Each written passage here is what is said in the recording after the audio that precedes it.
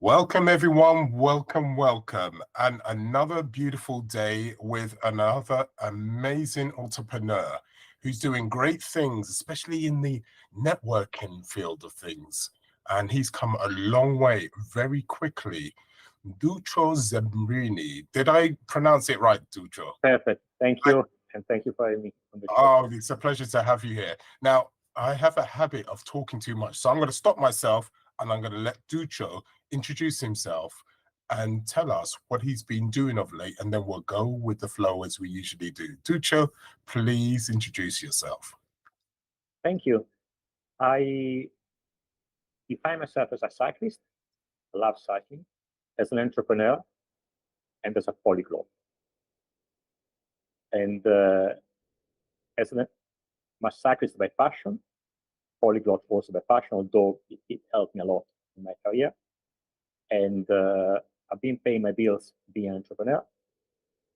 And now that I have enough money, to be honest, to pay the rest of the bills for my life, barring something unpredictable, I'm being an entrepreneur mainly for fun.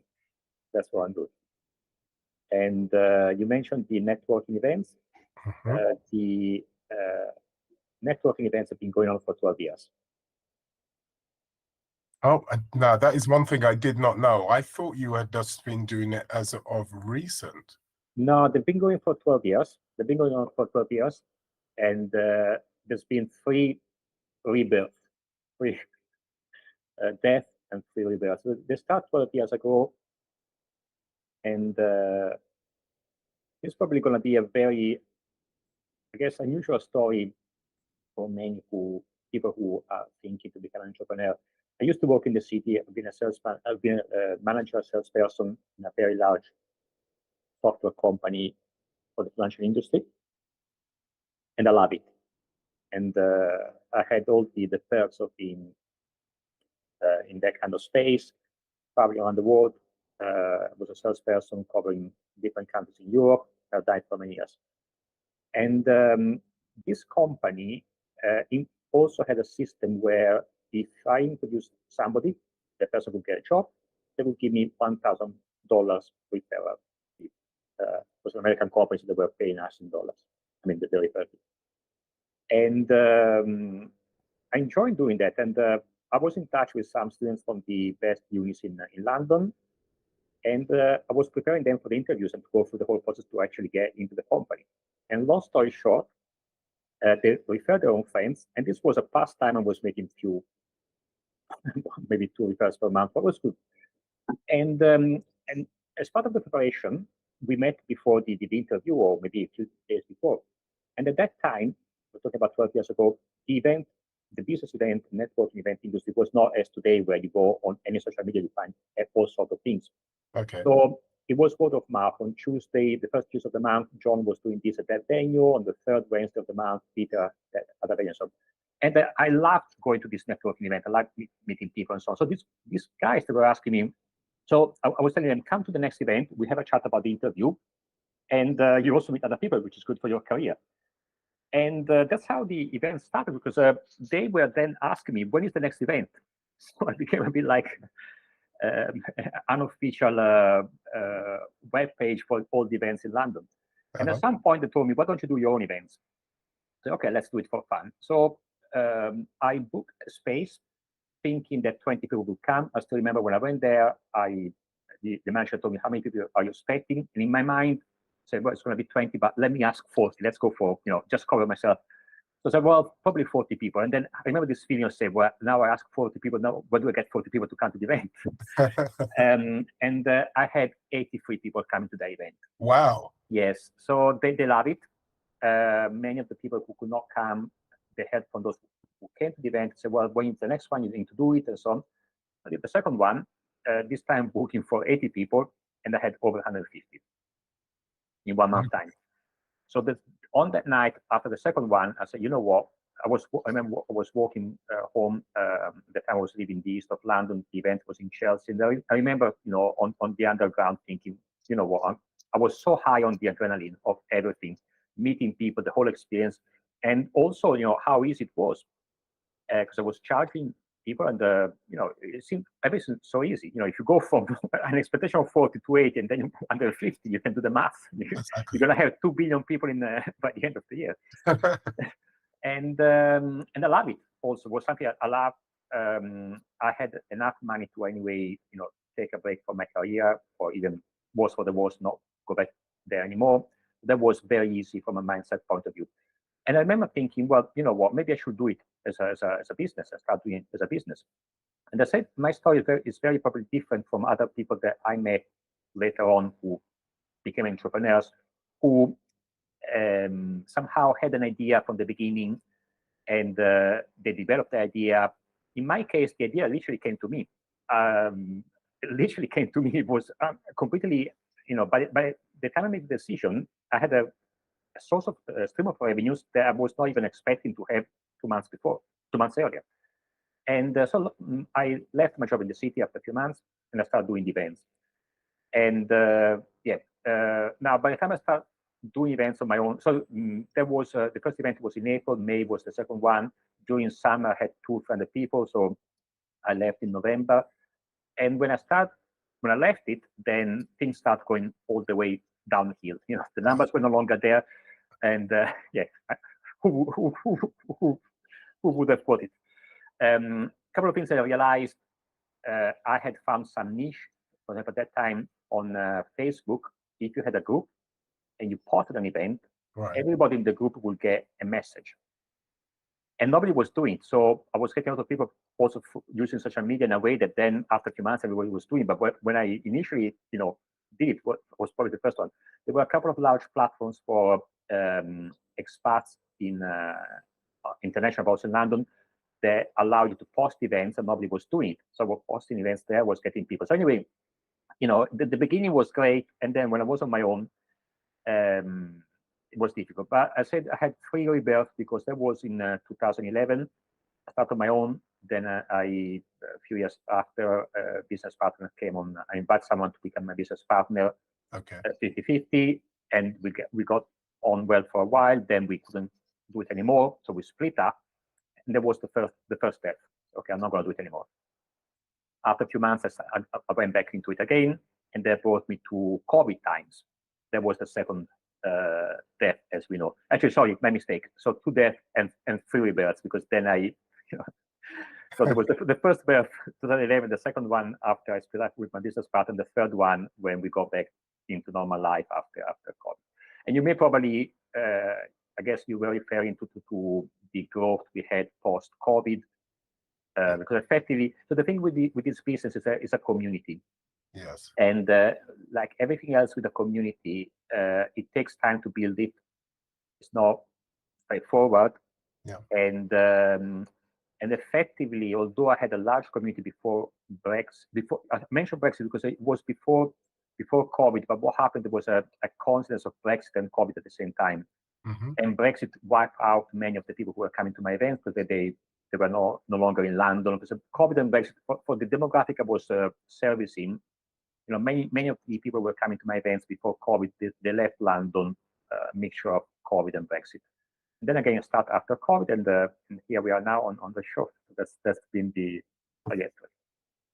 Well, you had a bit of a roller coaster, to be honest. So the first death, how did you deal with that? Because you left your job, and literally just very close to leaving your job, all of a sudden, no success. How did you feel? And when you was holding your hands and your heads together, what were you thinking, and how did you bounce back from that? Now, you spoke about going to Facebook, but what was that feeling at that point, thinking, oh my God? When I left my career in the city? That's right, yeah. Yeah, so this is what I hear very often. People say, oh gosh, say even I admire you because you had the courage to do it. No, it was very easy. First of all, it was the point where there were some, as it happens in these large companies, politics, and I was very well paid, but not everything was as shiny as you may have been seen on the outside. But also, it was an 8 to 6 job, and at that time there was nothing like remote working or anything remotely like remote working, particularly for that company which had a culture of really in the office. I was a salesperson, so 1 week in London, 1 week traveling. But the week in London, really, I was a salesperson. As a salesperson, you're an entrepreneur. You do your own things, and then you're done. And particularly when you cover emerging markets, 6 o'clock in London is 7 o'clock or even 8 o'clock there. Nobody's in the bank, not even at 4 p.m. London time. Yeah. So I was seeing a lot of waste, and I felt my life was literally going away. So at that time, to answer your question, I had enough money on the side to see me for the rest of my life. Uh-huh. That was the calculation I made, and that put my mindset in a very good space. What can go wrong?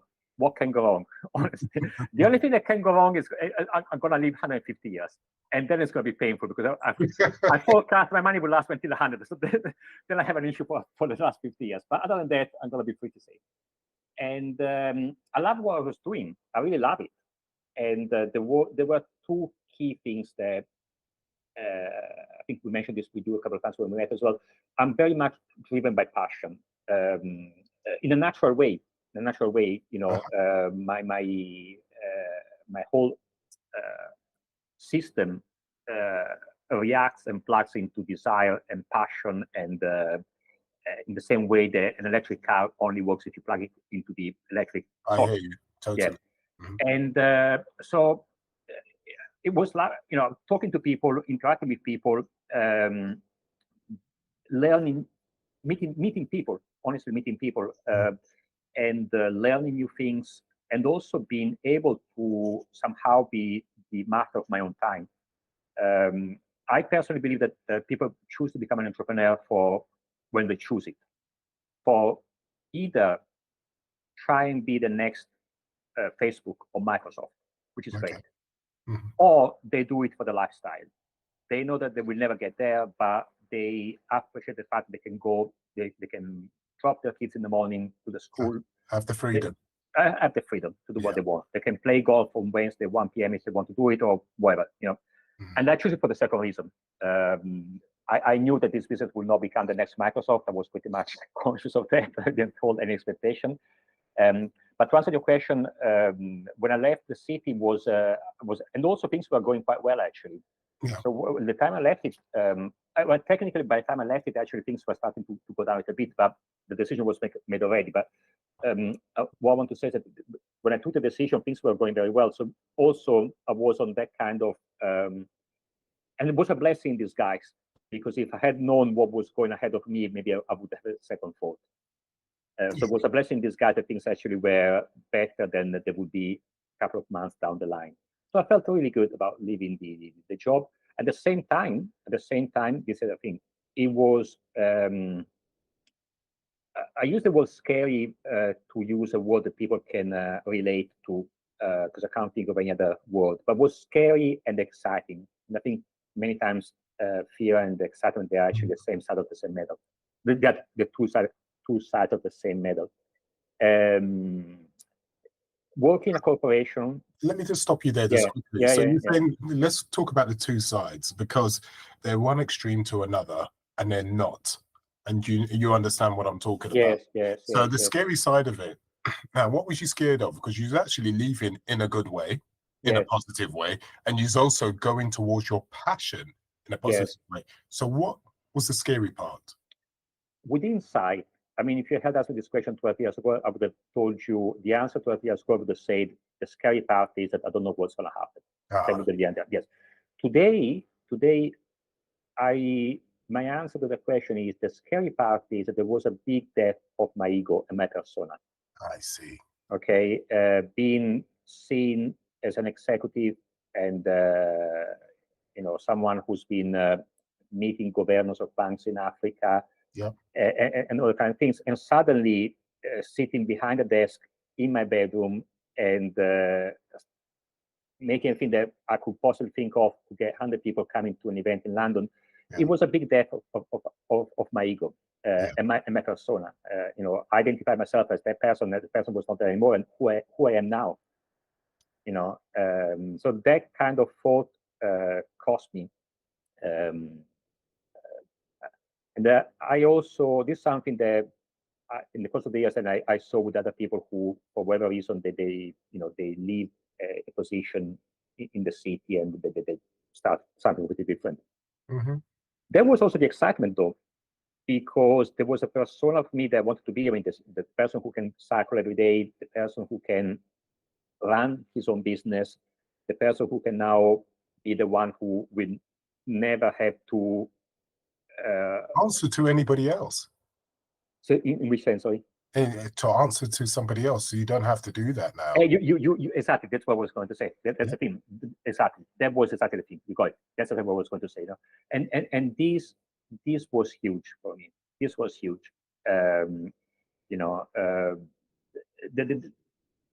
key difference for me between working in a corporate environment and working as an entrepreneur, one of the key differences is that in a corporate environment, even if you are the CEO, because you still had to somehow have a board and you had investors and so on, so you still need to be accountable to somebody else. That's right. Right. And I did not want to be accountable to anybody else anymore, other than myself. Okay. And that was big in me. The bad thing is that, sometimes it's not too bad to be in a prison. Everything is late for you, and some prisons are very nice. It's comfortable, right? It's comfortable. It's very comfortable. You've got a framework, so you've got something to work with, and to hold you. It's like to hold you, to hold you. Exactly. That kind of, it removes a lot of anxiety about the future. Yes. Well, tomorrow I'm going to still be in the prison, and I don't have to worry about my food. I don't have to worry about my roof. Yeah. And so on.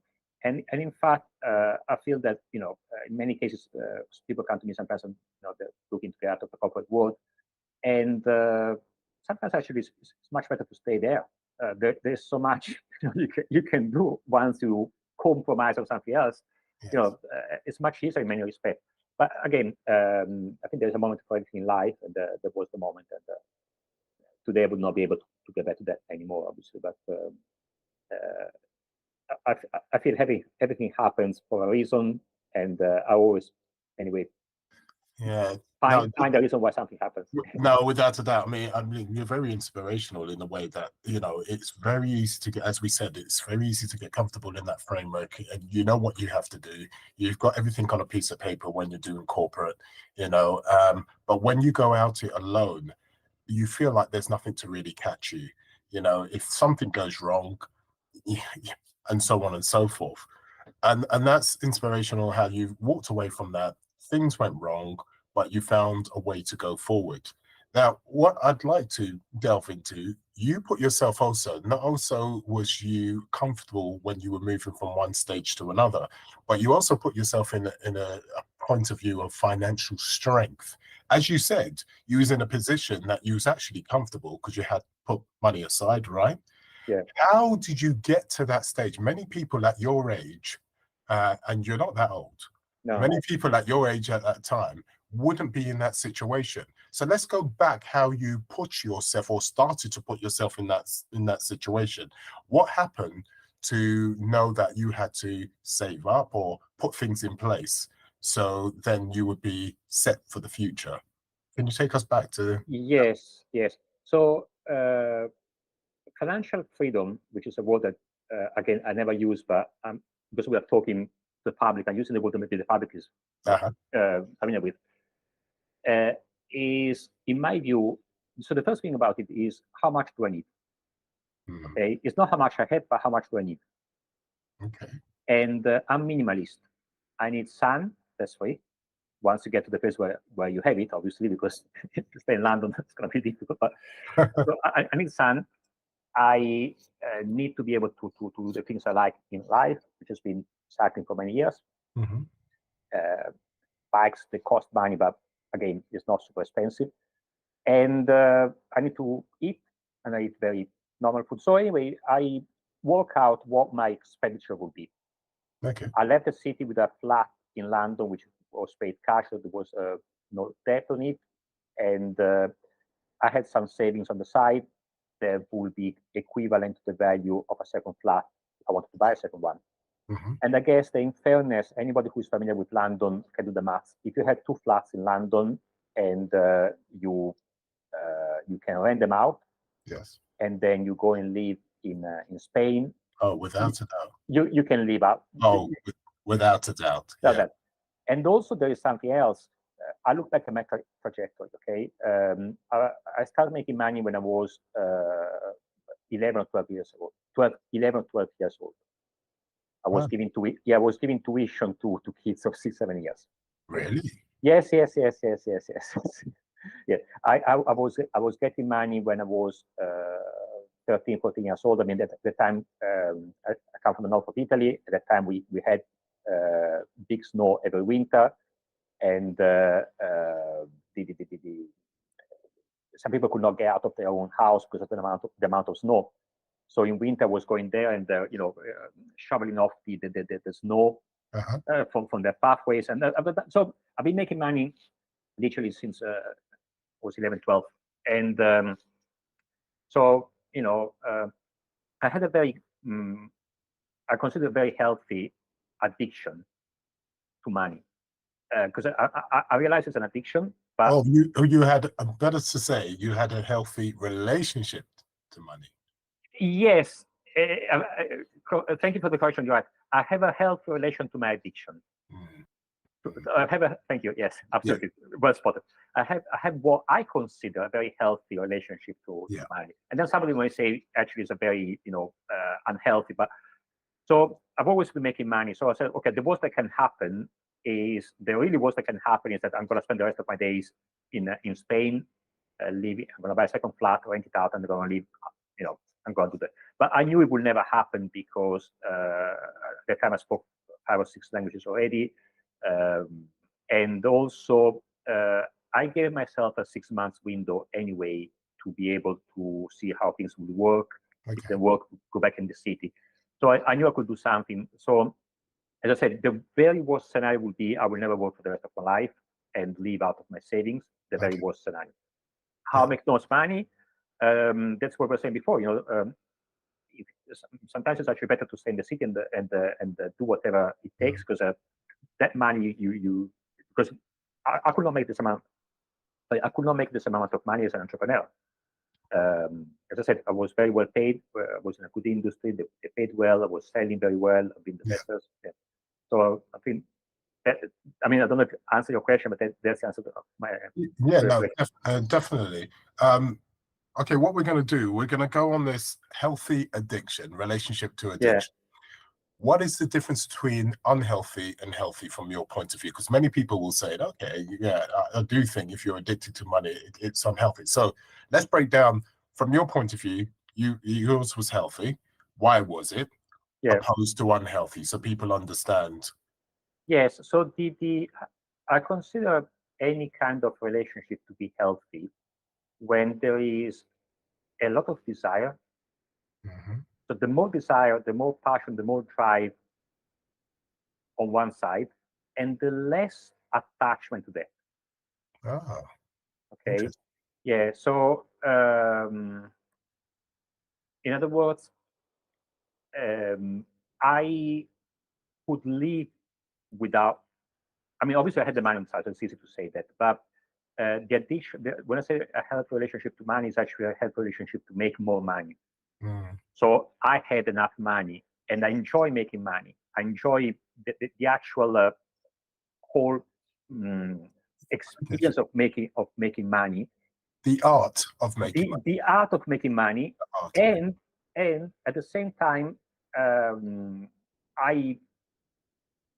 don't feel that I really struggle if that is not happening. There is a book that I read when I was, again, 13, 14 years old from Herman Hesse called Siddhartha. Okay. And it's a book about this person in India who is the son of a rich person, and he decided to leave his family and to become an asset. So he goes in a cave and he stays there and he lives on one grain of rice for 1 month, those kind of things. Interesting. And then he starts to become an entrepreneur, and he becomes more and more successful as an entrepreneur. And at some point, and he was saying, I was going there in the village, I was doing deals. Sometimes I was making a deal, sometimes I was not making a deal, but the actual experience of meeting people was filling me in the same way that I was making money.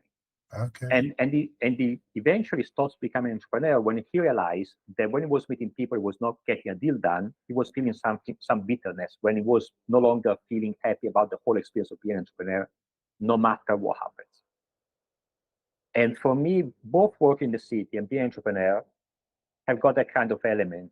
And the money is, I mean, and in fairness, don't take me wrong, the events business is profitable. It is profitable.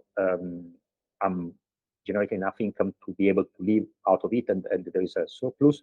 Yeah. But it's not a huge income either.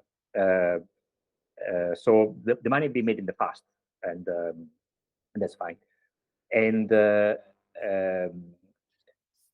it's, I think it's healthy. I consider healthy the relationship I have to making money, because I see everything that is around money is the possibility of being able to pay for stuff. Yes. People ask me, "Oh, why do you do events?" And I always answer, it's for a reason. One is to make money, as I just mentioned. The second one is because I would go to my events anyway as a client, so because I love them. That's good. And they are my social life. I meet people like you. I met other people. And I love going to my events. I really like meeting entrepreneurs. I'm very curious and so on. So I love what I'm doing. So rather than paying the entry ticket, let somebody else pay the entry ticket and go to the same experience anyway. If you like football, would you not like to go to watch football? They pay to. It's the same kind of thing. And the third one is being able to pay people who work with me. And particularly when I see the difference that this makes in their own money, can be affording some healthcare or an extra holiday, or the air conditioning in my staff is offshore most of the, or the air conditioning in their bedroom. The best Christmas present I had last year, and actually people who know me, they know that I don't want any Christmas present. But the best one was we gave a bonus to everybody working with us. And so we gave a bonus to everyone last year. And this lady, she told me, Duccio, thank you very much. This will allow me to buy spectacles for my grandmother. Oh, how wonderful. Yeah. And that was the best Christmas present I had in the last 5 years. Yeah. And I say it from a very, very egoistic point of view. This is not to show how great I am. It's actually the opposite. It's to show I know how egoistic I would tell you with the same honesty, if I mean, this may sound a bit strange, but honestly, if to become a burglar will give me the same kind of satisfaction, I will do it. I will become a burglar. Maybe in a different life, I will become a burglar. I really enjoy it. I derive pleasure in the same way I have pleasure from the roseberry ice cream. I have a pleasure. It's just I do it for me. I don't do it for them. It gives me pleasure. It's not altruistic. This is the key thing. It's not even altruistic. It's really for me. Obviously, you can say there's an impact, but it makes me feel good. I would do something else if something else. I would go to the swimming pool if if going to the swimming pool will make him happier than having people who can buy a spectacle for their grandmother. I will do that, honestly. But I don't like going to swimming pools. But may I say, because of you have this pleasure, this a passion, it's how you've been consistent and doing this for 12 years, right? Yes. Because this is one of the secrets in being a successful entrepreneur. It's or part of one of the secrets is having some kind of passion. So when the times are hard, you stay doing it consistently because you have some underlying passion and you have some pride in your business, because you would go to your own businesses if it wasn't yours. Is that correct? Yes. The way I see that is the other way around. I do what I do even out of passion. Yes. So it never gets hard. That's right. Because it's always passion driven. Exactly. And the moment I stop being plugged into my passion, then it's really hard. Yeah. It feels really hard. Yeah. To use the analogy with cycling, when I was doing competition, they required me to train intensively during the week and to experience what in English we call pain. sufferance, to bring my body to a point where the heart was at the maximum, and where I never saw it as pain. I always saw it as whatever sensation I had to feel, whatever I had to go through to get there where I want to be there. Going through the process. Yeah, yes. So there was that consciousness. This obviously did not help me to. At some point, I had to stop. You go as fast as you can, but you can't go any faster because your body cannot physically do it, which is fine. But mentally, I was conscious I was doing whatever I had to do and whatever is required for me to get there. And because I want to get there, I choose to, I opt in, I say yes to all this. Because, I really want to do it. The moment I don't want to get there anymore, then it really becomes nearly impossible. So with the events, particularly, as you said, the underlying passion, which I think is mainly the passion for meeting people, that has never gone away, never. And the way it goes away, and if it goes away, I'm not attached to it either. And the way it goes away is fine, and the way it goes away, I will do something else. I don't see myself doing this without that kind of passion, because it's the most rewarding thing. I get you, and it is the most rewarding thing coming from that point of view. Where have you always had that passion? Have you always had the mindset that what I've got to do in life is do what I have a passion? When I say have you always, I'm going back from when you was a child. Can you remember way back? Have you always been like that, or did you become like that because of a certain event? I love it. So I really like this question. To some extent, yes. I remember when I was teaching the young child, when I was 11, 12 years old, I really enjoyed the whole process. I really enjoyed the whole process.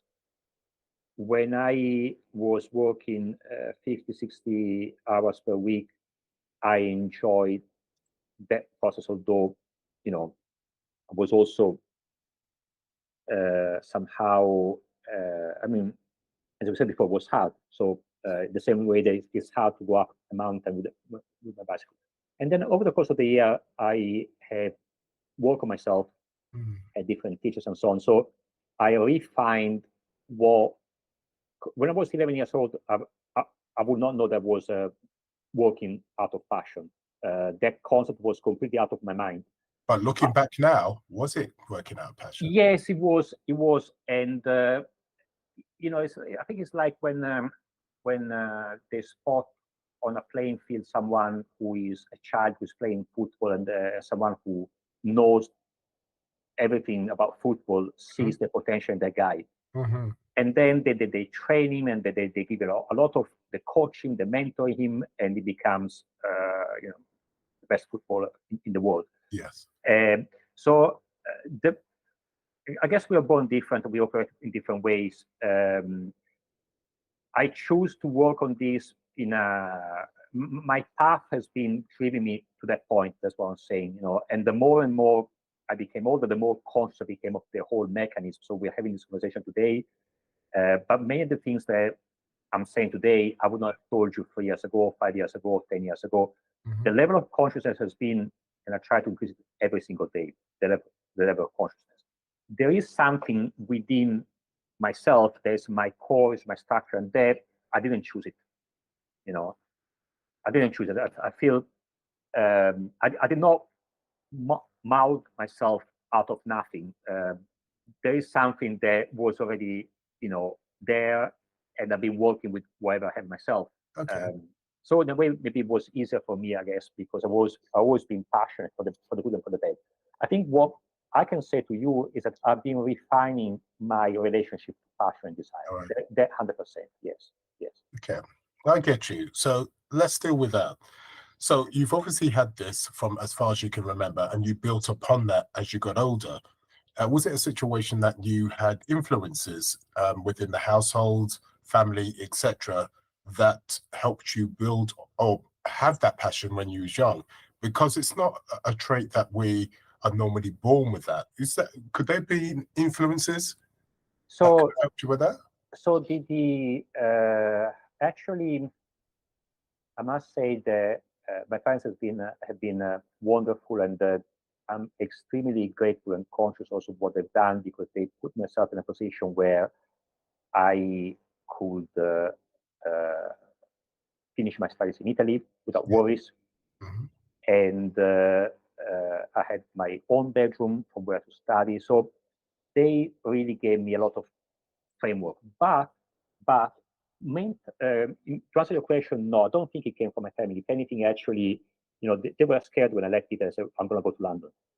I choose to go to London in 1 week. So it didn't come from my family. It came more from later on when I studied, when I did, when I studied mindfulness and so on, and when I really delved into what is desire, and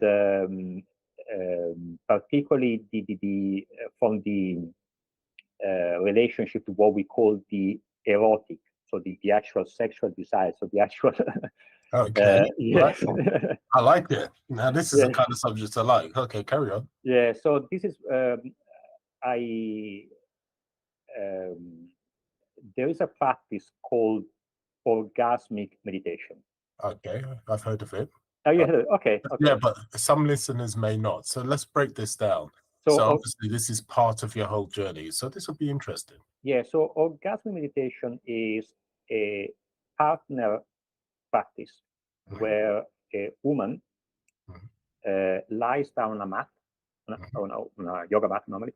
She butterflies open her legs. She takes off her clothes, and the partner, who can be either a man or a woman, strokes her clitoris for 15 minutes with no intention at all other than feeling. The whole practice, this will be a different session altogether, but it is obviously not, maybe, I don't know whether it's obvious or not, but there is a lot of desire involved. Sexuality is not indicated. So for a man in particular, at least for myself, allow me to increase my level of attention towards others in general. I mean, finding that clitoris is not as easy as finding Rome on the map. Yeah, I hear you. Okay, or Trafalgar Square. Google Map has not gone there either. But not yet. No, not yet. I mean, there is no navigator yet. So, and at the same time, because there is no goal at all, whatever the two people choose to do, they choose to do it out of desire. And also they actually, even before they get into the 15 minutes, they opt in 100% because both need to say yes. Yes. So there's a full yes to it. Now, out of that there's a philosophy out of it, but effectively, to answer your question, they allow me to really get more in tune with my own desires as a whole, passion. And then most recently, I also became interested in Buddhism. And this more recent, so I'm very, very green on this, but the Buddhism is actually the other way around, because they from my understanding at least, is that they teach you how to detach yourself from any attachment. Yes. And this is what I call, and that's what I was saying before, actually, in the healthy relationship. So to be able to really, in practical terms, what does it mean? It means that we have an event coming up this Saturday, and I really love it. And I know I really love it, and I'm working on it because I really love it. And that's the relationship with desire. And at the same time, I'm honestly feeling relaxed, if there is the word, that whatever happens with it, it's fine. I'm not attached to any particular outcome. And when I go to the events, again, I always have that mindset, which actually I found in other people as well, to have an agenda in mind. And that agenda is to sell the yearly membership to our events. And at the same time, I'm extremely open to whatever happens. So if I'm starting a conversation that I really enjoy for whatever reason, I'm going to stay there because I'm, and it was not expected and so on. So the orgasmic meditation gave me a lot in terms of connecting with desire, paying attention to what is around me. And because it's also a very feminine practice, because it effectively revolves around the feminine. I hear you. I can't think of anything better for an entrepreneur. Oh, sorry, let me put it in way. I can't think of anything closer to the way that entrepreneurship is. Entrepreneurship for me is the most feminine journey that someone can choose, because, as we said before, it's all ups and downs. The same way that the female orgasm is up and down. The corporate life is very much the masculine orgasm. It's a line that goes from this to the top, and it goes up, and then if you are in trouble, boom. But with the entrepreneurship, we said before, it's a roller coaster that goes up and down, and also it's being able to really not be attached to anything, to change the unexpected. It's much more dynamic. It's much more what I call the feminine. And to be in tune with whatever is outside, empathy as well, intuition, all these skills for me are much more relevant to an entrepreneur than someone who was in the corporate sector. So all these things together, they really gave me the kind of, and I mentioned actually once recently on LinkedIn, I run my business 51% feminine and 49% masculine. So for me, feminine is desire. Okay. What we discussed now is passion. Passion. Is intuition, empathy, is collaboration. Collaboration is feminine, versus competition. Who is the next team? Who's the next person I can collaborate with? That's my mindset. The masculine is whatever it takes to actually get these things to materialize and not just stay in the air. So the feminine is the desire to have an ice cream, and the masculine is, okay, let me get the navigator, let's see where is the best ice cream, how do we get there, what time do they close, the reviews, so everything that actually is required to get there. Yeah. And that combination, but it needs to be always driven by passion, desire, and then the masculine steps in and really makes the whole things happen, the structure, and talking to the accountant is definitely masculine more than feminine. Making sure I pay my taxes is definitely more masculine than feminine. And all these things they need to happen. But again, being able to stay plugged into my desire is what really allow me to probably even take the business to a different dimension. When I say different dimension, it's not that on the outside it's not different business, but more in a dimension where it's more holistic and it really fits much more in a fluid way with everything I'm doing myself. I don't see any difference between my private life and my business. I'm talking about the events in particular. Yeah, to be honest, I mean, when you undertook the course, sexual desire, etc., it also showed you how to have control. So not have the desire, but the control, because obviously the two partners had a goal together, and you or the other person had to have control. So it also, would that be fair enough to say it helped you have control and take that into your life further on? Yes, the control thing is a very good. And not control from a negative point of view, but no. Positive. Yes. I think you mean more like a consciousness, right? Yes. And to yes, and awareness. Yes, exactly. Yes. And how did you take that further within, from here on in, take that further and integrate that with your business?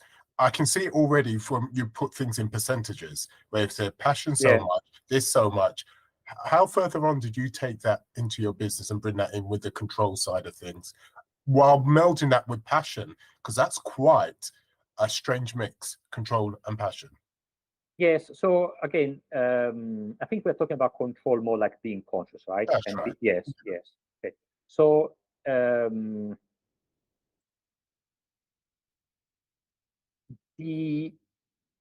I go back to the practice actually. So there is something that other people as well have been calling the third. So when I have a relationship with someone else, somehow there's this nature about desire that is co-arising. So it gets together with the true desire, is something that naturally goes within a relationship. You and I, we are here because we both have a genuine desire to be here. Yes. I would not be here if I didn't have the desire. or if you did not have the desire to have me here. Correct. Right? Yeah. So it's polarizing. It's also uncontrovertible. You and I, we have this desire to be here, so we know it's there. Your shirt is red, and desire to be here is uncontrovertible. Both are uncontrovertible. Okay, and it's also uncomfortable. This is probably not the case actually in our conversation, but in other situation can be uncomfortable because, for example, as I said, when I had this desire to do my own business and to leave the city, it was so uncomfortable to leave behind everything I had. Extremely uncomfortable. It was uncontrovertible and uncomfortable at the same time. Yeah. So the control comes from seeing what is happening, and then be able to choose. And there is a fine line between so the healthy masculine is the one that makes whatever needs to be made to get there, and that can also be felt as an effort, what we said before about cycling, or painful. However, if and when I feel there is too much effort going into whatever I'm doing, yes, control is to say, okay, step out. You are effectively banging your head against the wall. You are in the example of orgasm meditation, you are stroking the clitoris on a point with no sensation. Okay, you are doing the wrong thing. And I mentioned before the third, because the relationship I have with my business is for me I position myself very much at service of my business. But again, it's tuning into what my business is telling me and being the one who does whatever the business asks me to do most of the time. And there is a third, because at the same time, I'm also the owner of the business. So I also have my own intentions. Yes. And the third is effectively where the business is going into. So tuning into the business and doing whatever is common between my own desire of the business. The business may, for example, the London Connector has, I felt that over the course of the last 2 years, has been moving more and more into being a community where people get together. They also meet, away from our events, and I love it. I feel desire for this to grow.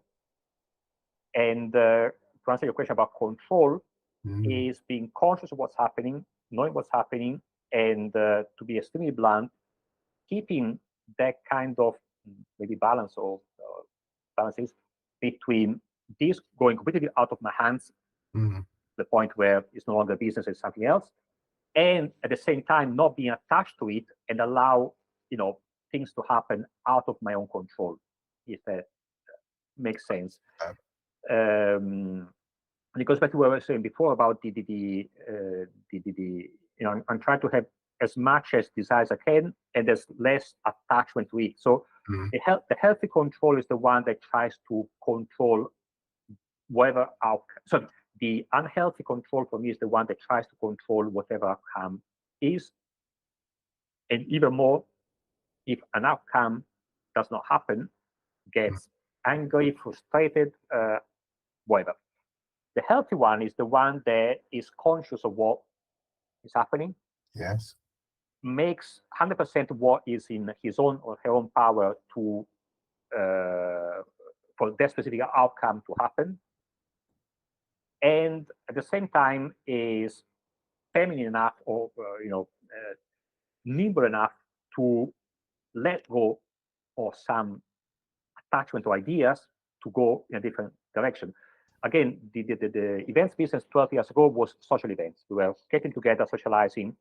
It was not, we're going actually to venues from 7 to 10 p.m. that then would become a party. People were partying. They were, and it was great and was making money. And then gradually I realized, some people wanted to meet for business.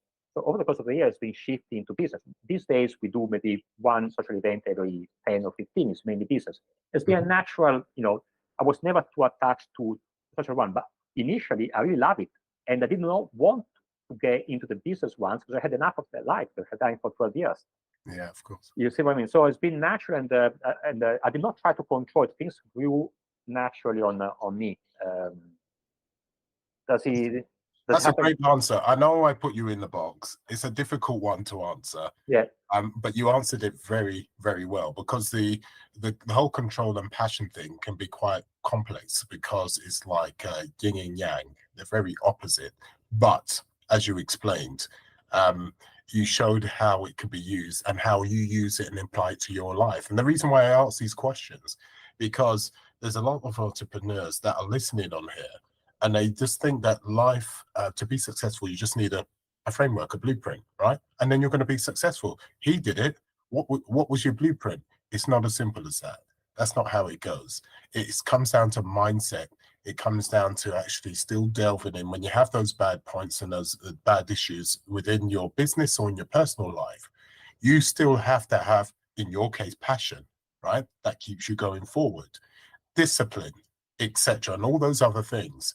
And it's part of the process with the ups and downs. And this is why I loved hearing how you use your simple and also complex ways of going forward with passion and also with control, as well as those other things.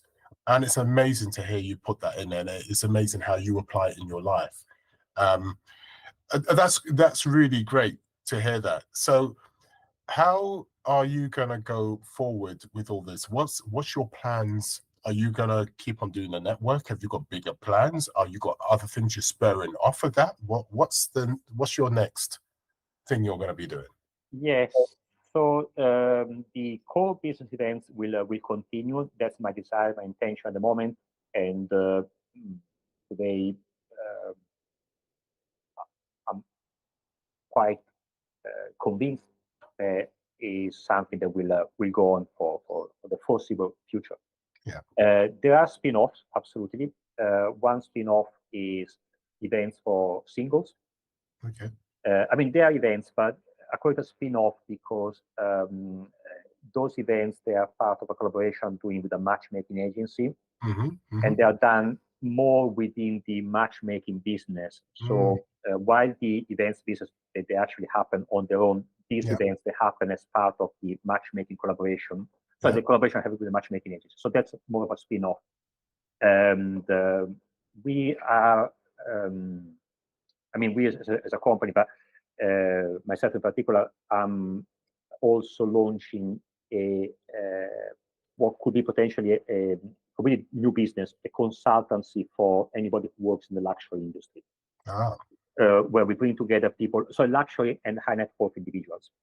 So again, this is going to be at the moment more purely doing events for that kind of demographic, but it may eventually be a spin-off the moment that it becomes more like being an introducer or agent or broker for that kind of deals and so on. And it would effectively be a spin-off, and both in terms of business, also in terms of structure and so on. And other than that, the core business, again, changes. 1 year ago, we had never done any event for those in the AI industry or those interested in artificial intelligence. At the moment, it's the most popular verticals that we do. So we do business events, we do verticals, that's most popular. So this is more within the core business. It's just, the direction the business is going into. It won't change the nature of the business, but more focus on that. And then I that for a few years and still do it occasionally, not very often, but I do mentor entrepreneurs who actually are looking to, some people who are looking to become an entrepreneur, they are at the very early stage. It's been done for many years on the side. I don't think that's going to grow. However, it may grow a little bit more in the next couple of years. It's something that seems to naturally grow a little bit. But I'm very on that one. I'm very also conscious of my own time and energy. I try not to really there's much of it. And then we didn't mention during this course, but I still have the flats, so I'm renting the flats out and managing those flats and so on, and that's fine. And then yes, time for self-development. and which is not part of the business. But again, because I see everything as a whole, and time for cycling as well. I don't see time for self-development, time for cycling being as being as time taken out of the business. It's actually part of my. It's time put into the business, because the reason why you're so successful is because of your mindset, right? Investment in you. Yes. And the relationship has, as I said, on the outside, there are different activities. There will be different LTDs, limited companies. There will be, that's very clear cut on the outside. But at the same time, everything I do it as a whole. So it's And also from the point of view is that all these spin-offs that you're doing also at the same is, again, I'm guessing that it's passion driven. Everything you do in your life is passion driven, right? Yes. So the reason why you are growing from the point of the core of the business is because you have a passion for it. Yes, it's a passion, and then what actually triggers that passion is life, and the matchmaking business happens today in collaboration with someone I've known for 10, 12 years. We've been in touch with for all this time. We've done something in the past 10, 8 years ago. We stopped doing it, but we've been in touch, and we're doing now because it's the right time. We found each other now, and again, there's that resonance today that there wasn't 6, 8 years ago. So it's really going with the to use the example before of your guys' invitation, is to be able to go always with the highest sensation point. Yes. And to be free to navigate my life in accordance with the highest sensation point, with no attachment to any idea where the highest sensation point should be. I get you. And looking on this person that you've been with, or you've known this person about 10 to 12 years, and you've been in touch with them, and it's something you've spoken about for quite some time. How is it important to have the right people around you at any given time? Good question. We need to maybe define what is right. So for me, right is the people I feel in resonance with, and I feel a relationship with them is flowing. And I mentioned before, for me, the collaboration mindset is one of my. If I see that someone is not collaborative, it's unlikely that I will do business with them. I understand that. Team is very important. I'm looking at a few legal things at the moment with one person actually who came to the events, and he's very collaborative, and I love it. My accountant as well, in a way, I feel it's quite collaborative. I feel that kind of collaboration. So for an entrepreneur, career-wise, for entrepreneur, business-wise, I guess that having the right people around him. If I compare my life in the city and the one as an entrepreneur, it's even more important. Okay. And why? Inspiration, support. Because again, we mentioned before, work in the city, have that framework around you. Okay, you don't need much support when you are in prison. You have to be in prison. Everything is late. Yes. But if you feel that you are in prison and you don't like it, then you need a lot of support around you. And I'm not saying that obviously being an entrepreneur is like being in prison, not like it, but starting as an entrepreneur is a very lonely thing. If there's one thing only that I would love that someone had told me when I started, I didn't know, was how lonely that is. Very much so. I second that one. We all know it. So to find the people, it's for me, the right people are those who are really, I feel that they like when I'm successful, and I'm also feeling better if they are successful themselves. I want to support them again because I enjoy what they're doing, what they're bringing to the world. They need to be people that with whom trust cannot be built in one day, but at the same time, when I feel that I can build trust with someone, I'm Yes. giving 100%.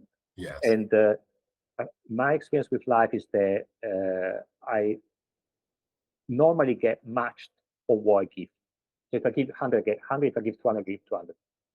Yusuf is my PA, has been my PA for maybe 8 years, if I'm not mistaken.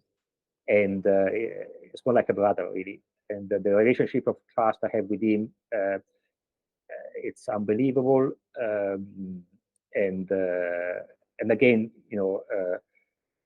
I'm answering your question. It's not only that it's important, but it makes such a big difference because the right people around me, they for me, they are so rewarding that the whole experience becomes rewarding the whole time. What's most beautiful than being with people that you like around you the whole time and you really enjoy, Yeah. your working hours or whatever you want to call them. You are aware that we are doing events in partnership with Vinia, and again, we got, I think, both of us this kind of collaborative mindset, and I'm very blessed for the collaboration.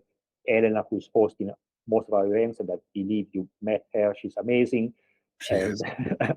I'm blessed to have her as well. And these are the right people. And I feel I attract these people in a way to my life, Of course. and they attract me as well. Yes. Um, Because they're a similar mindset to yourself. similar mindset, and many of the people we got coming to the events as well. They fall into that kind of mindset also. So yes, 100%. I mean, this what we say is a bit conceptual, but in practical terms, probably the first tip I would say to anybody who wants to become an entrepreneur: make sure you got people. In Spain, we say people who add to your life. Yes. Make sure you got those people, and I always look at not always, but I do it consciously and on a regular basis.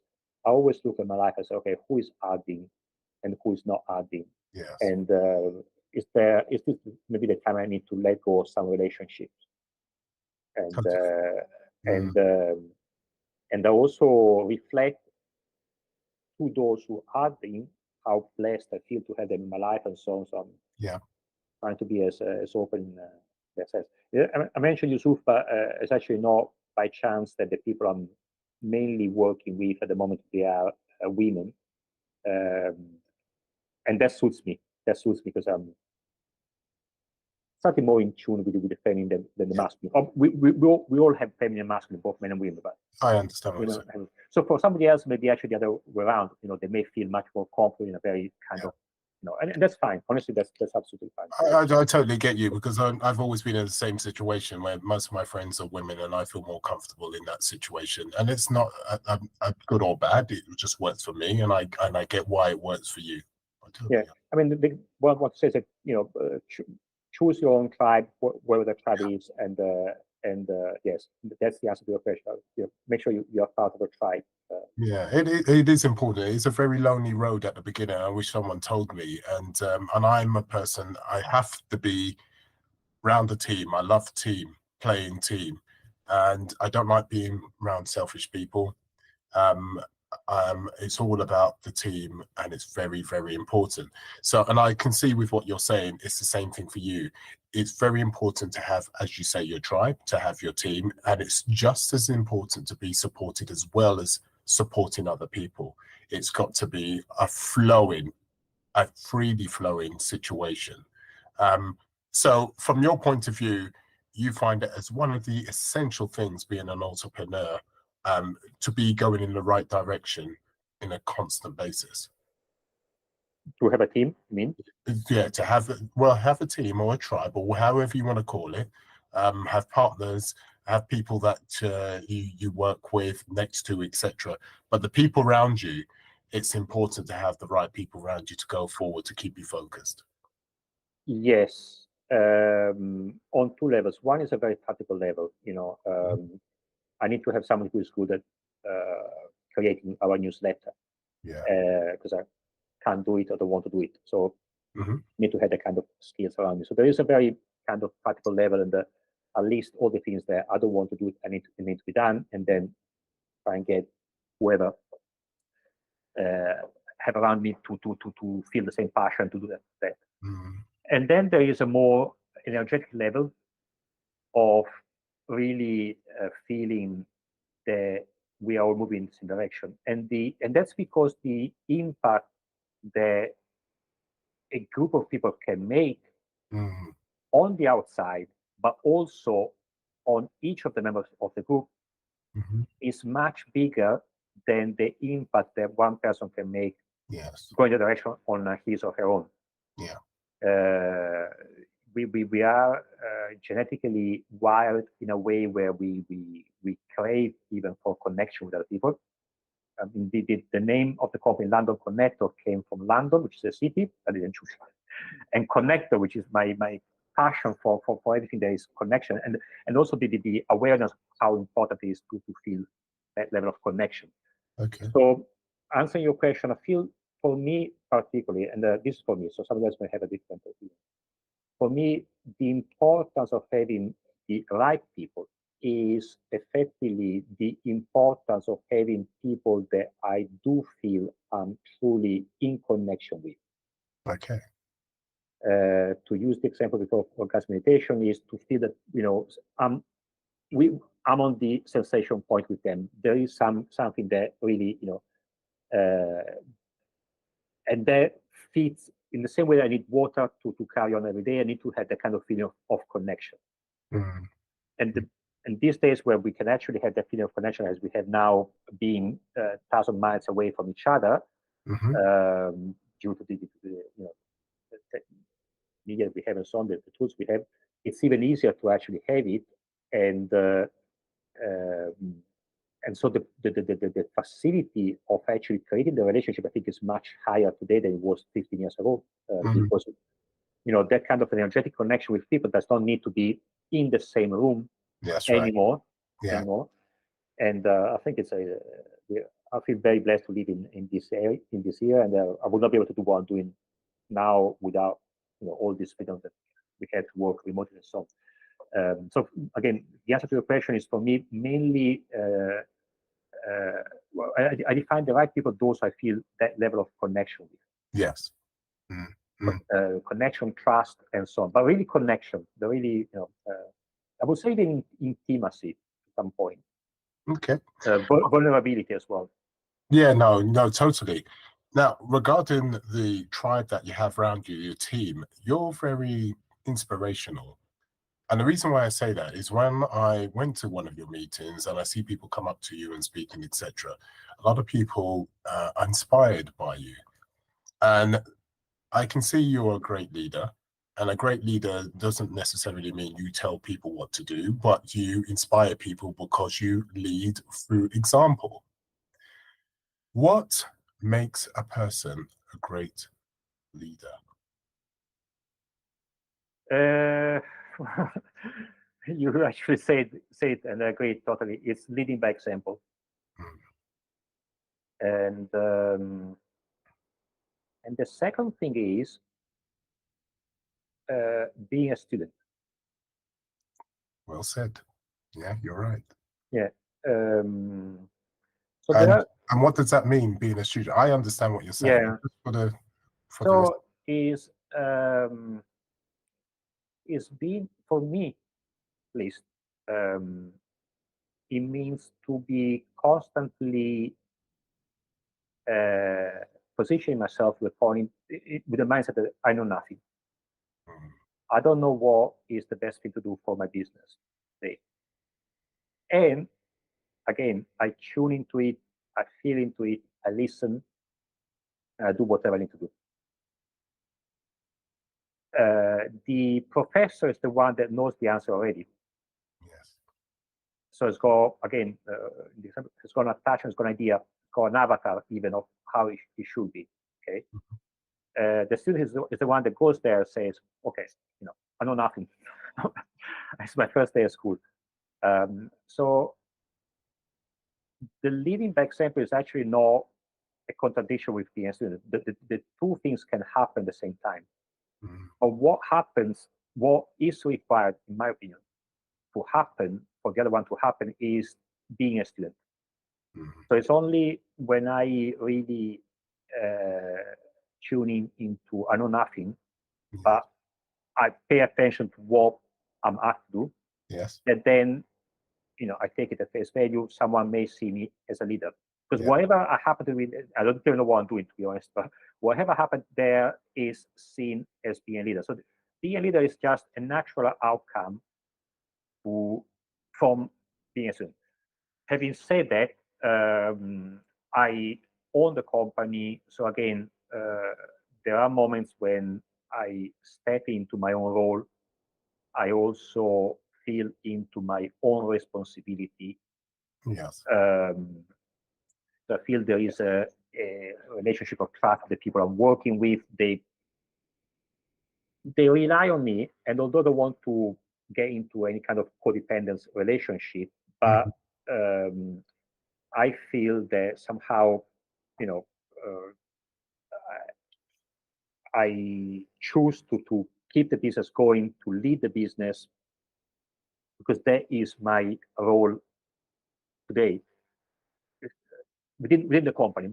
I'm not talking about, on the outside, to be honest, I don't choose that role. I don't choose to be a leader. If they see me as a leader, that's fine. It's not even good or bad, it's what it is. Yeah. But within the company, because I choose that role, then I consciously step into that role and choose to be that person with everything that role means. So again, it means to make sure that there's enough work going on, and ultimately the responsibility of the company being successful relies on me, and I take the responsibility on me, and so on, and I choose all this.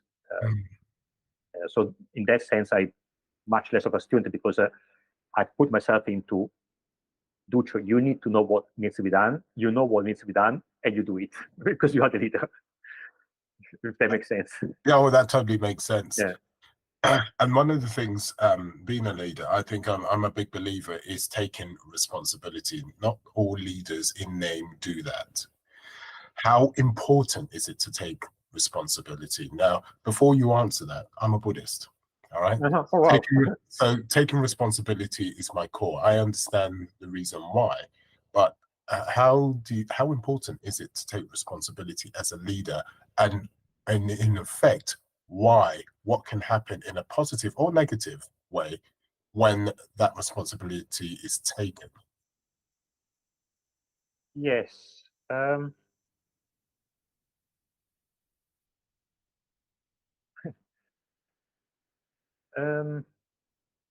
It goes back to what we were saying before about, if I choose to be so passionate or not. So I believe I was born a responsible person more than many other people on this planet.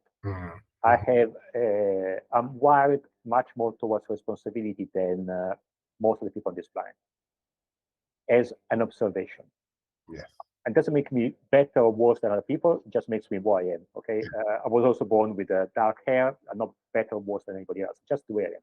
And I observe it. So the good thing about the healthy relationship with responsibility for me is to be the one that constantly encourage other people, and is the one who the good relationship with responsibility is being a mirror and making sure that I polish that glass constantly to reflect the beauty and talent of other people. The unhealthy relationship with responsibility is what actually was mentioned before, is when it becomes codependency. When I start taking on me the responsibility of other people, and they failed in that. With the business, to be honest, I don't feel I get into that trap. I fall into that trap more often in my personal life. And that is when we become, there's this thing called the victim triangle. I don't know if you ever heard of it, but triangle where there is a victim on one side, the rescuer on the other one, and the perpetrator. Okay. And we rotate around the triangle. So The victim is the one who says, "Oh, everything happens to me. I, crash my car. I, don't have money. I lost my job, whatever." The rescuer is the one who says, "Well, don't worry. I'm gonna pay for your car. I'm gonna, give you money." And the perpetrator then is the one that at some point, then, it's either the victim that says, "Oh, you didn't give me enough money," or the rescuer who says, "Well, I gave you all this money and you spend them at the bar." So we rotate on the circle, because then when, you broke your own car in a crash, you're a Buddhist, but you choose to, you're a Buddhist. You drank 3 bottles of whiskey and you crash your car. I said, "Well, I love you. I'm going to repay your car. So I'm going to give you the money. And after 1 week, so I'm going to rescue you. And after 1 week, you say, well, I crashed again." So now I feel the victim. So, and so the way we step out of that is by taking, the way I step out of it is, taking all my responsibilities, being conscious of that, owning my own mistake, owning my, whenever I failed with my own responsibility, but not feeling 100% responsible for other people around me. The example of Yusuf, I think, is the best example of how I can deal within the business world, because I feel, and it's not only Yusuf, actually, people working with me. As we mentioned before, this business does not make any impact, fundamental impact in my financial life. Yeah. Does not even make a huge difference on anybody's life for the matter, but it does make maybe a more significant impact on other people's lives than mine, that work with me. So responsibility is when, again, goes back to desire, when I choose it in a natural way, it's flowing, and I really enjoy what I'm doing. I really enjoy taking this responsibility. It makes me feel better. So egoistically, actually, I feel better being responsible than not being responsible. And I want them to be successful. I want them to be able to buy the spectacles for their grandmother, and so on. And at the same time, I don't feel bad if and when they whatever. If I need to let go someone, for example, there's been a few situations, not many to be honest, but a few situations where we had to let go somebody working with me, with us, because they were not performing. Although, and they were asking me to actually keep them, but they were not performing. And again, was not maybe the easiest decision, but we let them go, because then at the end of the day, we all have our own lives. So again, I don't know if I answered your question, but that's the. You did. It was a difficult one. I put you on the spot. I get it. But I think it's an important one to answer. The reason being is it takes a few things to be a great leader, and one of them is taking responsibility, right? If you don't take responsibility, then you're not in the position to actually change the situation very quickly, because if you're blaming somebody else, then it will be a situation that so-called the situation's out of your hands, it's out of your power, because it's someone else's fault. And also, people respect leaders that take responsibility and then turn the situation around on a dime. Totally, yeah. Does that make sense? Yes. So the actually, thank you for that. And it just makes me realize that probably the shortest answer I could give you the question was, I operate from a mindset of everything that happens in life happens for me, and not to me. So because it happens. God, that's amazing. Say that once more. Say that once more.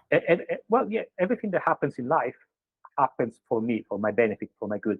It does not happen to me. Those are powerful words. Because again, it's a situation you're always looking for the lesson. Yes, and also you remove the blame from the equation. Yes. If everything happens to me, I can only be grateful, but I can't really blame anybody. Yeah. You can't blame anybody for winning the lottery. Who are you gonna blame? Exactly. But what's powerful is learning the lesson, because life is a lesson. I mean, when you're an entrepreneur, even in your personal life, if you're not willing to look at yourself and try to learn the lesson, you cannot grow and move to the next stage. But because of those words you particularly use, you also are trying to learn from anything that comes before you, and take responsibility at the same time. Yes, yes, yes. And also, if again, what comes first? So if I choose to operate from that mindset, then responsibility comes as a byproduct. Yes. If I choose to believe that everything happens for me and not to me, then I'm by default responsible for my future. Nobody can really affect it in a way. And yes, things happen in a way that I was not anticipating, and things happen, against my own will, and things happen that don't want to happen. And you mentioned before, so sometimes the lesson is not very clear. Sometimes there is no lesson. Also, I can't see what the lesson is. And sometimes maybe looking for the lesson is not necessarily what I choose to do either. However, by repositioning back to the position where it's okay, it's happening for me and not to me, I feel more at peace with everything and more in flow. It gives me more clarity. It gives me more. And could I just stop you there quickly? Yeah. And the reason why you feel more comfortable, is that because you already have in a set in, which is your passion and control and all those other things? It's not necessarily it will feel comfortable for anyone else, but for you, because you have all those intricate individual things that we've been speaking about, and you have that mindset, all coming together makes you feel comfortable, because you're quickly learning lessons and moving forwards and seeing how you can achieve. Would that be fair enough to say, or have I overcomplicated things? Well, the simplest way is, and I'm very honest, the simplest way is to recognize that, as we said at the beginning of this session, podcast, I'm financially independent. Yeah. So it's much easier to be here and say, well, what can go wrong anyway? I will still have a roof for the rest of my life and so on. So that is honestly, and I'm very conscious of it. Maybe I would be a really different person if I were in a different position. Yes. So that, in a way, wipes away a lot of everything that comes after this, because take away everything I have, now put me here with zero money in the bank. I'm gonna have the same conversation with you or not? Yes or not? Yeah. Okay, but yes, the kind of clarity and the comfort comes from the fact that this kind of mindset served me well in the past. So, when you constantly realize that drinking one bottle of whiskey per night in your life makes things magic in your world, you carry on doing it. It's not been my experience, but if it works for you, I mean, not you, but anybody, then do it. Drink one bottle of whiskey, because probably it will help you much more than what I'm doing at the moment.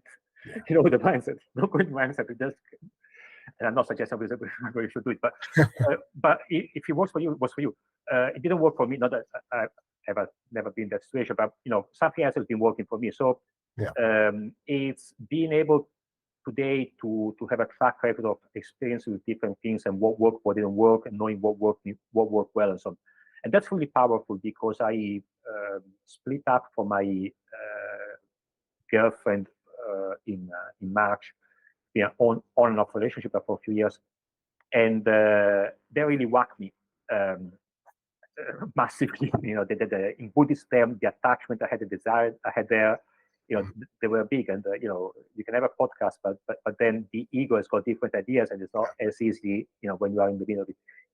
And what really helped me, I think, ultimately was the belief. There's a belief and the trust that this was happening for me and not for me. And I always ask if they answer the question, but I think it's a belief that has now been proved. When I initially started operating with that mindset, maybe I didn't have enough of that evidence. But now, after a few years of operating with that mindset, and see that always served me well, I'm in a much better place. I know what I need to do for myself. It really helps me. I've worked hundreds of times, and if you work 100 times, it's going to work this time as well. This is interesting, right? So obviously you had this relationship, and obviously, as you said, it knocked you for six for a bit, and you had this belief. Now, may I suggest that belief is very, very powerful. Where does your belief come from? Does it come from a situation of experience, from religion, from spiritualism? What is the underlying belief, the core belief that you have? So I want to acknowledge and thank Lynn Forrest, who has been one of my mentors and teachers, and she's the one who actually introduced me to this kind of belief. So to answer your question, it comes from her teachings. And then today, it comes more from the evidence that I built over the course of the years that it really works. So who introduced me to cycling? I actually don't know, but whoever the person was introduced me to something beautiful. And then over the course of the year, I've been cycling so many times, I saw the benefit. And now I believe in cycling because it's been working for me. So today, the true reason why I had that belief is because it's been working with me. But I want to acknowledge Lynn, who's been the one who initially opened my mind to this kind of mindset. And in practical terms, as an entrepreneur, really it wipes out all the problems, difficulties that I encounter in my journey, because they are no longer difficulties or problems. They're just whatever happens, it happens. And my job is to see what is in for me right now. And sometimes I don't see it. Okay. So when something goes wrong, it's not that always evident what is there. Yes. Takes time. Takes time. Takes time. But to believe that it's happening for me allows me to say, okay, well, takes away a lot of anxiety, a lot of also we tend to blame other people, but I guess I believe that we blame other people in the measure we blame ourselves. Interesting. So there is no point in blaming myself for something when the way I was not expecting that to be. There's no point in being harsh on myself. And if I remove that kind of, if I weaken those muscles in the same way that I don't go cycling for 10 years, then when I try to blame somebody, the blaming muscles, they are so weak that I cannot even blame somebody anymore.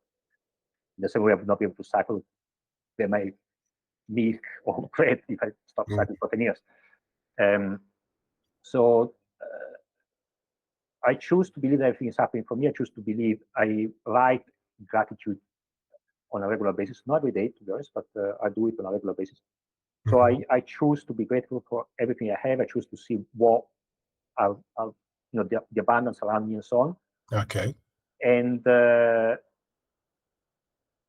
so the mindset is more on what I have more than what I don't have. It's more on what is going right and going well more than what is going wrong, and so on. So the glass is half full and not half empty. The glass is half full. Sometimes actually it's full the way it needs to be full, and it's a half a liter glass, and there is 250 millimeters there, and it's just the way that it's meant to be. I drink proteins after long rides on my bicycle, and it would be wrong to drink. I have this kind of mixer where I put them in silencer. But it would be wrong to fill it up because I don't need to drink that much. Yes. So it's half full or some empty, but it's actually full the way it needs to be full, because it would be wrong if we are fully full, because it would be counterproductive to drink too many proteins. So So you have great gratitude in your life. And what I've noticed, there's some kind of consistency within your life at the same time. So as much as you would have gratitude, how important is consistency in your life if you have consistency, if that makes sense?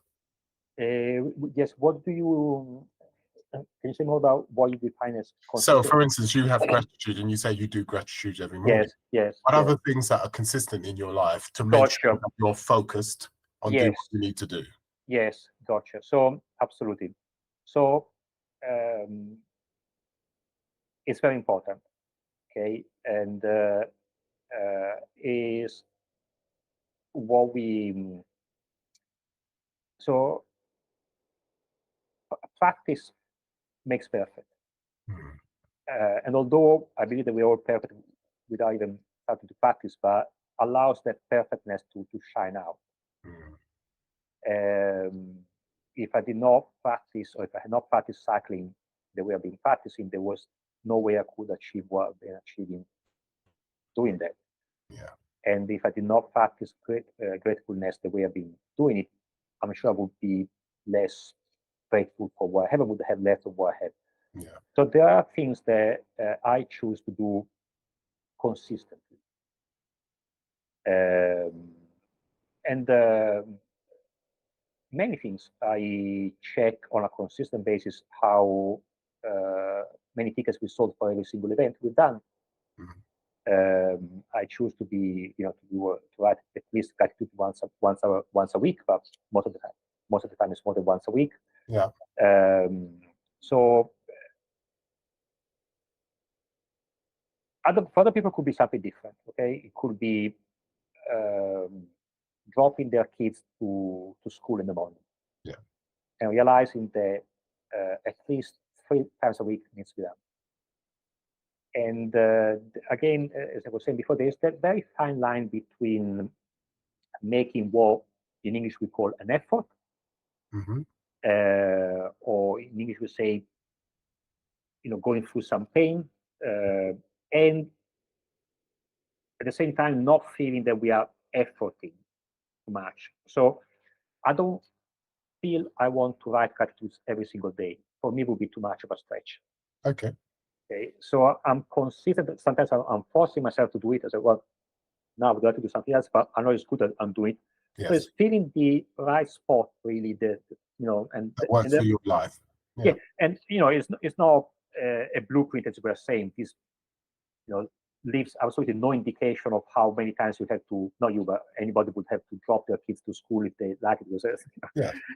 And that's the whole point. But yes, consistency is definitely important, particularly when I think I tend to become more consistent the more I can see obviously something is working. So again, gratitude has been working with, sorry? Proof-based. Proof-based, Yeah. exactly, proof-based, yes. But with gratitude is a very easy example because it's been working. But again, I choose to be consistent, or I ask my team to be consistent in inviting some certain type of people to a specific event Mm-hmm. for 1 week, and then we revise. So okay, this week we do it. Okay, we do it every day, and then we revise the results, and we see, and we see if that kind of idea actually, there was some sensation, there was some results, so we let it go. Mm-hmm. So again, there's the healthy and unhealthy relationship to consistency. Okay. And it's not golden rule, but when there is a fixation, it becomes more like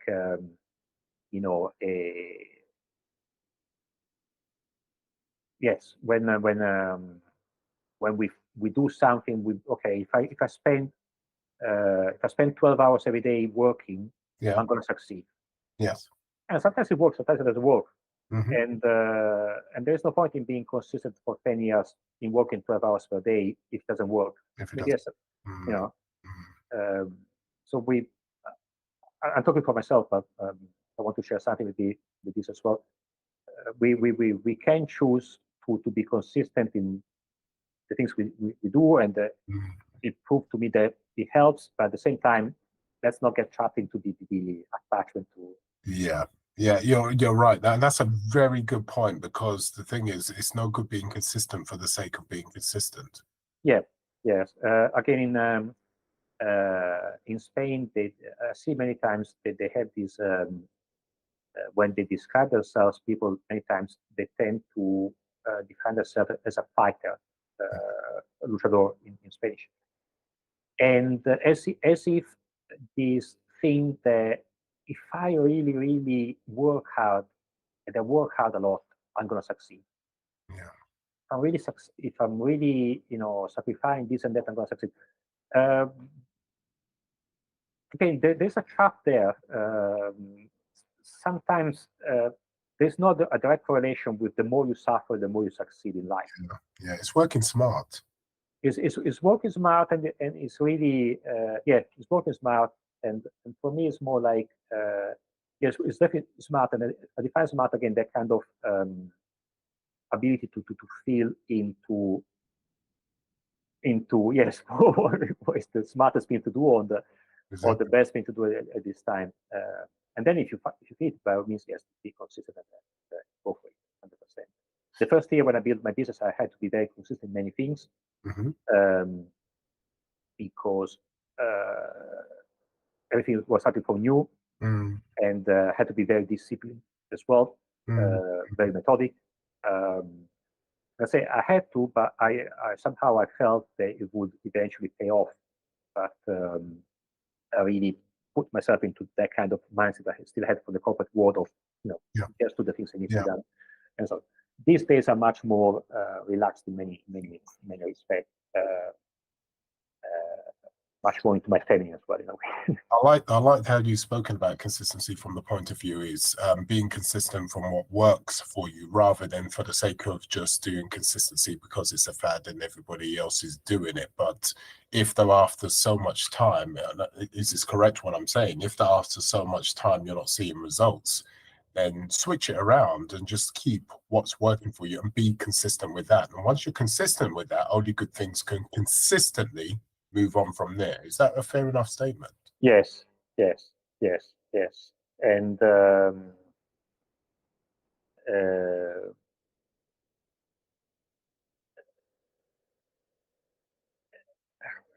don't know why I said it, but I think it goes with also having a mindset of not feeling entitled to anything. I mean, I know what I'm saying, because the image I had was as we know, a huge percentage of startups, they fail. And try to say this in a way that is correct, but I feel the one of the reasons why many startups they fail is because there is, well, effectively, perhaps is an entitlement to, from the startup owners, that because I had this idea, the world owes me something, and if I work hard, I will succeed, because I want to be. I want to create a wine tasting business, and because I like wine so much, and because I can bring so much to the world, my wine tasting business needs to succeed. And it may not succeed, but if I get stuck into the idea that in I'm owned by the world, the success of this business, so I'll do whatever it takes. I get so fixated into that, I keep on banging my doors. I don't see the signals of actually this not happening. And in Buddhist, one of the Buddhist teachers I was watching on YouTube was saying, sometimes karma comes in our lives and gently knock and say, hello, nothing happens. So it does frown, comes back and says, hello, Totally nothing. pause. And then eventually said, hello! By the time it's too late and so on. And in the meantime, you've been consistently doing whatever was on. Einstein also, I think it was Einstein who said, to do something, or I don't know what it was Einstein, but to do something wrong once is human, to do it twice is diabolical. So yes, consistency is what I define a very masculine concept. Yes. So as long as we put that concept and whatever comes with it at service of a true desire and the attunement to desire and to life and what is really the high sensation is great. Mm-hmm. You love ice cream so much. I'm gonna bloody find out the best ice cream place in London. I'm gonna be constant. I'm gonna do a search. I'm gonna search all the reviews. I'm gonna go and test each one of them. I'm gonna do everything, okay, consistently. Yeah. Because the desire is there. But it would be completely off the spot to, you like ice cream. Actually, I spent 3 years of research, and then I come back and say, I found the best one. I say, yeah, thanks, Duccio. But you know what? Actually, now I like, I don't know, potatoes. Yeah. No, You see what I mean? So it needs to be the kind of relationship with whatever the passion, the line passion is, and what we said before, the third, yes. that we are consistent and there is passion as well. So consistent and passion, they are a beautiful marriage, beautiful, probably one of the best passion, the best marriage you can ever have. Oh, But man. passion on its own or Yeah. consistent on its own, they are pointless. Honestly, they are pointless. Pointless. Okay, so let's sum things up. So with everything we've spoken about, what 3 things could you give to the listeners here that will be good for them to go on? So passion is one of them. Consistency, maybe. What's the third thing? Or are there better things to fill those 3 gaps? What would you give them to? So I would say,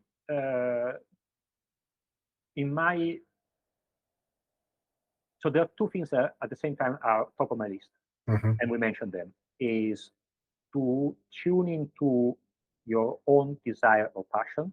Okay. Not the actual desire, but the ability to tune into it. So, that is the key thing. Because I can say that desire is the best thing, okay, but if we don't have the tools to get there, it's worth nothing. So, and the tuning in is actually part of the process to actually, tuning in is already most of the job that needs to be done for desire to come out. Okay. So tuning in into desire, our own desire, operating for the mindset we said before of everything happens for me and not to me. Yeah. The second one.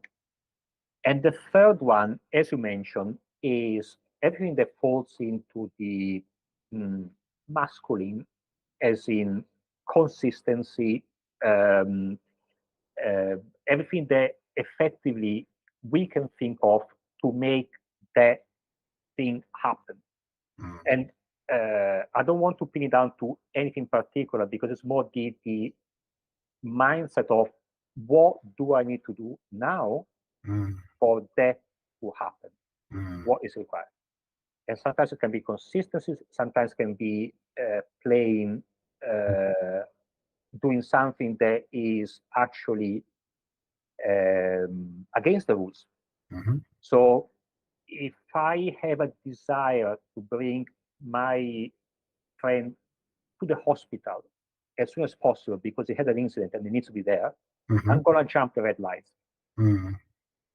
Okay? I'm not going to stay there simply because the rules, and I'm going to drive over the limit. Yeah, you do what you have to do. I do what I have to do. Okay? This is can be a very triggering thing, but because it can go in a different direction, but I feel, that's an extreme maybe. But really, the third thing is to be aware and mindful of what needs to be done to get there where you want to get there, and in a way that feels good with yourself and aligned with your own values, your own ethics, something that, and do it in a way that is resonant with yourself. And again, if that means drinking 1 bottle of whiskey every single night, do it. Yeah. It's not the advice, and I don't want to end up this podcast by suggesting we should all drink. We get the concept. We get concept, yeah. As I said, there is a level of morality that I consider is extremely important in what I'm doing, ethics. And at the same time, I'm not the one who's actually setting those morals or ethics for anybody else. So And I don't want my way of operating to be seen either as the ethical whatever way, because I really want to take that out of the equation. I thought, that kind of judgment. Yeah. No, totally. I'll tell you what, I'm so glad we spoke today, because there's so much we've just spoken about. We've gone through twists and turns. I'm sure you felt it. But I'm sure the listeners are grateful for it, because looking into your mind has been a great thing. And I'm sure when we listen back to that, we'll go, wow. So going forward, how do the listeners contact you? So you're networking, what and where can they find you? I'm going to put the information down below, but just let us know how we can find you. Thank you. You can leave them my phone number as well, 477-89-740193, the UK number. They can find me on LinkedIn, where I appear as DUC, and that's space ZAMBRINI. And the London Connector page is on Eventbrite. Maybe we'll put the link to that one as well, the comments, so they can click on that one if they want. And I'm not always in London, but they can find me at events that I'm hosting personally in London.